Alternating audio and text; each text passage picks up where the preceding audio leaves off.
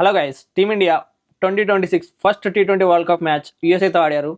Title ఫేవరెట్స్గా దిగిన team India టీంని first మ్యాచ్లోనే తడబడేలా చేసింది USA team. At the end team India 29 రన్స్తో మ్యాచ్ విన్ అయింది. యూఎస్ఏ టీం వాళ్ళని అప్రిషియేట్ చేయాలి. They played a very good cricket.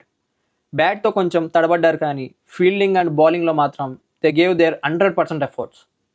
Team India score power play అయిపోయేసరికి 46 రన్స్కి 4 వికెట్స్ పడ్డాయి. వచ్చిన ప్లేయర్స్ వచ్చినట్టే అవుట్ అయ్యి వెళ్ళిపోతున్నారు.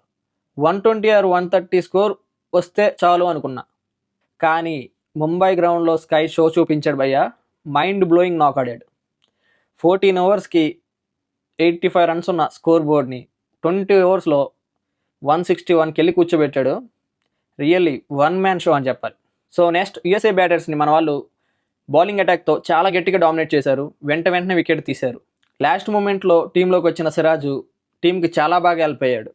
సో టీమిండియా ఒక మంచి స్టార్ట్తో ఈ టోర్నమెంట్ స్టార్ట్ చేసింది. చిన్న డ్రాబ్యాక్స్ ఉంటే అన్నీ కరెక్ట్ చేసుకొని రిమైనింగ్ మ్యాచెస్ అన్నీ ఇంకా చాలా బాగా ఆడాలని కోరుకుంటున్నాను. అందరి నుంచి ఒక మంచి ఇన్నింగ్స్ రావాలని కోరుకుంటున్నాను. Thank you.